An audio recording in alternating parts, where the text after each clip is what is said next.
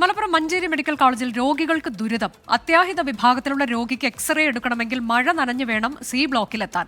ആശുപത്രിയുടെ പ്രധാന ബ്ലോക്കുകളിൽ നിന്ന് റേഡിയോളജി ബ്ലോക്കിലേക്ക് പ്രത്യേക വഴി ഒരുക്കാത്തതാണ് പ്രതിസന്ധിക്ക് കാരണം.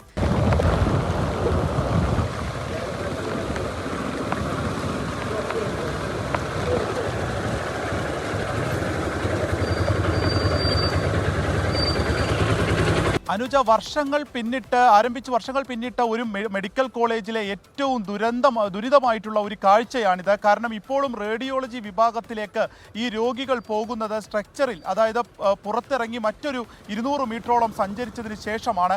അവിടേക്ക് ഈ പലപ്പോഴും കൂട്ടിരിപ്പുകാർ തന്നെയാണ് ഈ സ്ട്രക്ചറിൽ കൊണ്ടുപോകുന്നതും. അത് കഴിഞ്ഞ ദിവസം കനത്ത മഴയിൽ കൊണ്ടുപോകുന്ന ദൃശ്യങ്ങളാണിത്. എന്തൊരു ദുരിതമാണിത്.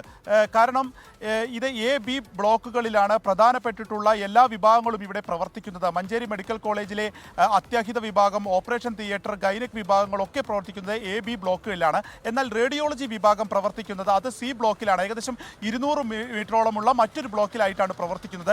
അവിടേക്ക് പ്രത്യേക വഴി ഒരുക്കാത്തതാണ് ഇപ്പോഴത്തെ ഈ പ്രതിസന്ധിക്ക് കാരണമുള്ളത്. അവിടേക്ക് ഒരു റാമ്പ് സംവിധാനം ഒരുക്കാൻ കഴിയില്ല. എന്നാൽ ഇവിടെ നിന്നും ഈ രോഗികൾക്ക് പുറത്തിറങ്ങാതെ തന്നെ റേഡിയോളജി വിഭാഗം ഒരുക്കുന്നതിന് വേണ്ടിയിട്ടുള്ളൊരു സംവിധാനമാണ് ഉണ്ടാകേണ്ടത്. അതിലേക്ക് ഇതുവരെയും അധികൃതരുടെ ശ്രദ്ധ പതിഞ്ഞിട്ടില്ല. ഇവർക്ക് എല്ലാം ഇതിനെക്കുറിച്ച് അറിയുന്നതാണ്, പക്ഷേ ഒരു നടപടി ഉണ്ടായിട്ടില്ല എന്നുള്ളതാണ്. ഈ രോഗികളെ കൊണ്ടുപോകുന്നതിനൊക്കെ വേണ്ടി പ്രത്യേക സജ്ജീകരണങ്ങൾ ഒരുക്കുമെന്നൊക്കെ ഇതിനു മുൻപ് തന്നെ പല തവണ ഇതുമായി ബന്ധപ്പെട്ടിട്ടുള്ള കാര്യങ്ങളൊക്കെ പറഞ്ഞിരുന്നു, വാഗ്ദാനങ്ങൾ ഉണ്ടായിരുന്നു. പക്ഷേ ഒന്നും നടപ്പായിട്ടില്ല. ഇപ്പോഴും ഈ മഴക്കാലത്ത് പോലും അത്യാഹിത വിഭാഗത്തിൽ നിന്നടക്കം രോഗികൾ സ്കാനിങ് എടുക്കാനും എക്സ്റേ എടുക്കാനും പോകേണ്ടത് ഇങ്ങനെ പുറത്ത് മഴയും വെയിലുമേറ്റാണ്. ഒപ്പം തന്നെ അതിലൂടെ ഈ സ്ട്രക്ചറിൽ പോകുമ്പോൾ ഒരു ഗുരുതരാവസ്ഥയിലുള്ള രോഗിയാണെങ്കിൽ ജീവൻ തന്നെ നഷ്ടപ്പെടാൻ സാഹചര്യമുണ്ട് എന്നുള്ളത് ഈ ദൃശ്യങ്ങളിൽ നിന്ന് തന്നെ നമുക്ക് വ്യക്തമാണ്. പക്ഷേ ഇപ്പോഴും അതിലൊരു നടപടി ഉണ്ടായിട്ടില്ല. കഴിഞ്ഞ ദിവസം മന്ത്രി വീണ ജോർജ് വരികയും പുതിയ പദ്ധതികളുടെ ഉദ്ഘാടനം നിർവഹിക്കുകയും ചെയ്തിരുന്നു.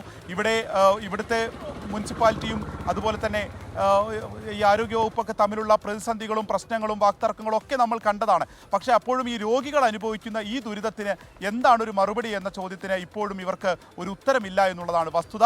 രോഗികൾ ഇപ്പോഴും ഈ ദുരിതം ഇങ്ങനെ